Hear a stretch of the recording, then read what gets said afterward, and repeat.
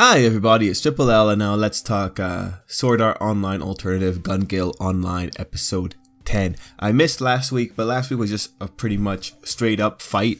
This week is a straight up fight, but there were cooler things to talk about, and there's one big point that people are talking about on the comment boards and on the forums, which I think is worth talking about here too, and that's the point about revolving around whether or not there is plot armor, and you can't see it, but I'm saying plot armor with air quotations.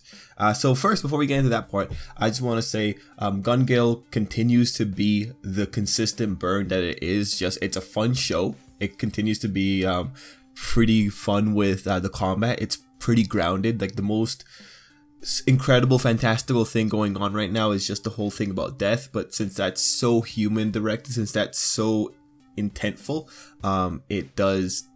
it gels a little bit better than, you know, people being made to die. So it's still pretty grounded. I'm still kind of into it. I do think that the premising for this second arc is a little bit, you know, a little bit ridiculous because we're going already there to that death game type feel. But in the grand scheme of things, it's not the worst thing ever. The only thing that I think is really, really ridiculous in terms of being funny is how people react to Pito Hui's behavior in the game. Like, in this episode, you had the green-haired girl, the hunter girl who can't shoot anyone.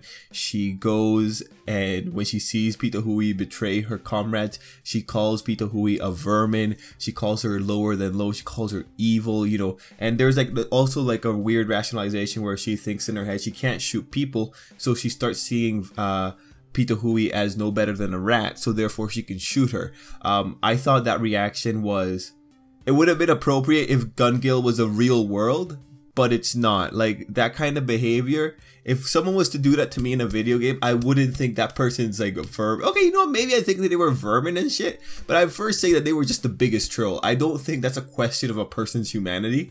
Although, like, for Pito Hui's case, like, maybe it's a question of her humanity, but in general, had that been anyone else who had done that shot, I wouldn't think, you know, I wouldn't make that jump so quickly. And for someone to get over her problem with shooting people by just dehumanizing Pito Hui to that degree over a video game, I thought that part is a little bit ridiculous. But Gale's been doing that when you look at how serious they take death in this game.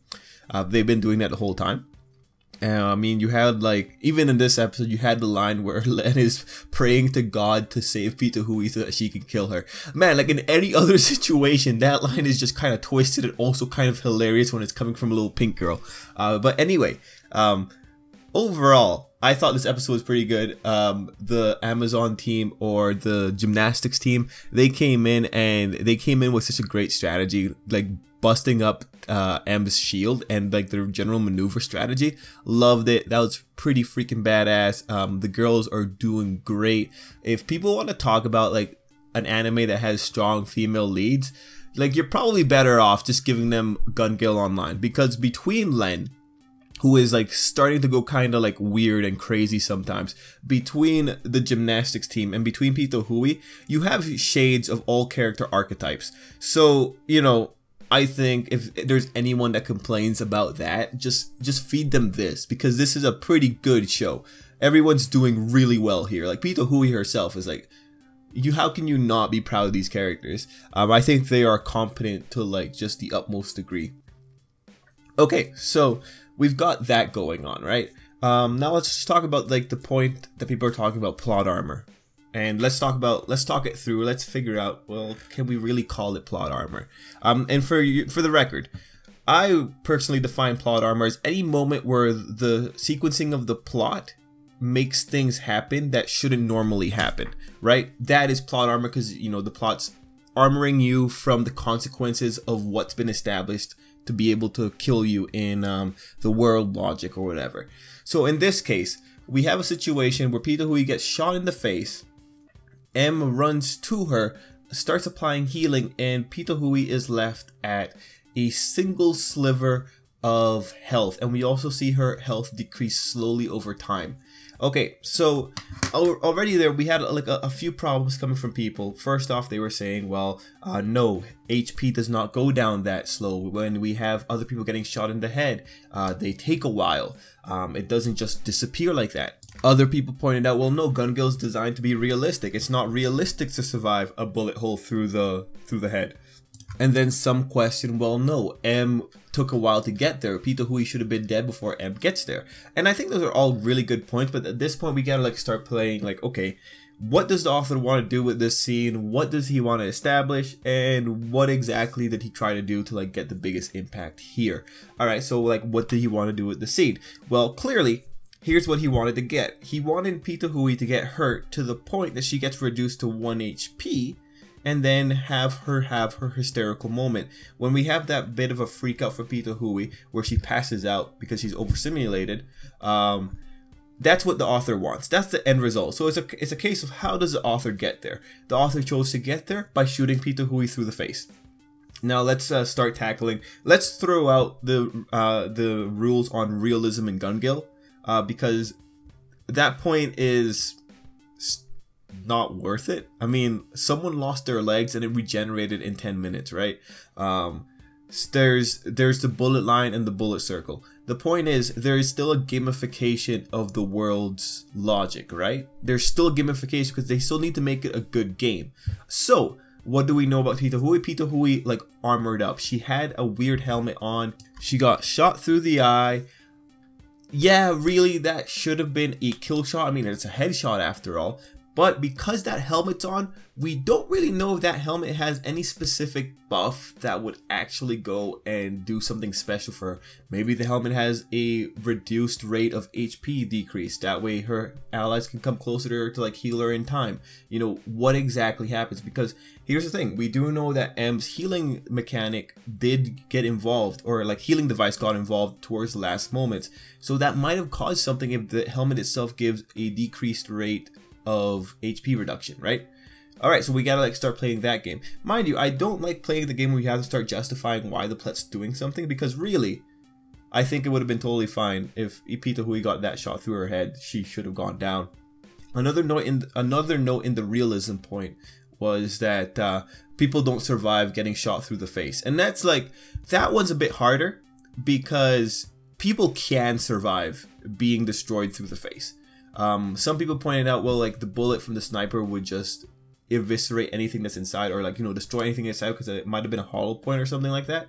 But just for the record, I'm going to bring up one of the classic psychology cases, and that's pretty much Phineas Gage. So for those who don't know, Phineas Gage was a man, I think in the 1900s. He had a iron rod just go straight through his head, and it pierced into his brain. I think it might have gone through the left temporal lobe. If I'm remembering correctly, but it's either left or right. It went through one of them.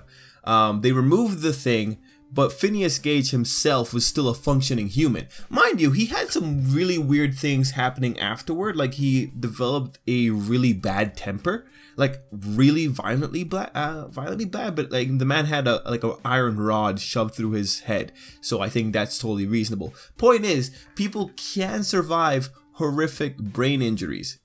And if it goes through the eye, like, even, it's not in the realm of impossibility, right? So like, already that point is thrown away when we talk about by realistic standards she should have been done. Anyway, psychology lesson like aside, overall, I think that the author could have accomplished the scene with a more, with a less controversial wound and still have gotten the same effect. But there is something pretty kind of cool about a girl like standing up with like just one eye missing, right? Like that's a cool image. That said, because there's so much questionable things, the author might have given himself a way out when he put on that helmet on Peter Hui. So, you know, I'm actually curious if there's anyone that's read the light novel. I'm curious. Let me know. Was there a bit more explanation on the equipment that Peter Hui was wearing? Because really, for me, it's coming down to the equipment. The mechanics are too unclear, but the equipment might be the deal maker here. Overall, I think that whole sequence is fine because if we look at it, it could have been justified with another type of injury. Things coming from that scene though, because we're almost at the end of the video here. One thing that I really enjoyed was Len rationalizing that this is all Peter Hui's fault. Like, I'm gonna go kill Peter Hui because that was her fault for letting let down her guard. And I like that because, man, if we had a situation where Len was gonna be like, no, I need to heal Peter Hui back up to 100 so that we can have a proper fight, I would have kind of lost it. But pointing it out, I was much happier with that, and it also makes sense, right? Because Peter Hui said she would not be a threat if she can't shoot anyone, and look what happens. The person that you thought wouldn't be a threat just went and destroyed your face. So I really like that, playing up into her flaws, making her flaws mean something, making her mistakes actually weigh something for the narrative. I liked how it was brought back to Len. That was so good. I really enjoyed that. Probably my favorite moment of the episode. And then the other point that the episode like had some people talking was when Peter Hui brought out the lightsaber. Now, honestly, people were saying, "Oh look, Peter Hui's like Kirito," and I was just like, "No, like I get that it's a joke, but at the same time, like, come on, man, like." Peter Hui is a avid weapon collector. She is good with all weapons. So it's totally reasonable that in an episode that referenced Shion, that Peter Hui would totally have gotten her hands on the photon saber. Like that just makes sense, right? But it's just funny how people like are still linking back to Kirito so much on this. Like, Peter Hui is like in her own class. Like, Kirito can't like match with this. Yeah, he can't match this girl right now. Not only is she more successful in real life, she's also like way more fun to watch in the video game world. But anyway, that's me. Those are my thoughts for this episode. I thought it was a really fun episode. I really enjoyed it. Like, so many good things in this episode. It was cool. Oh, and also we had like the kiss with M and Peter Hui. That's cool. Anyway, guys, let me know what you thought down below, and let's call it there. Till next time, I hope you have an absolutely great day.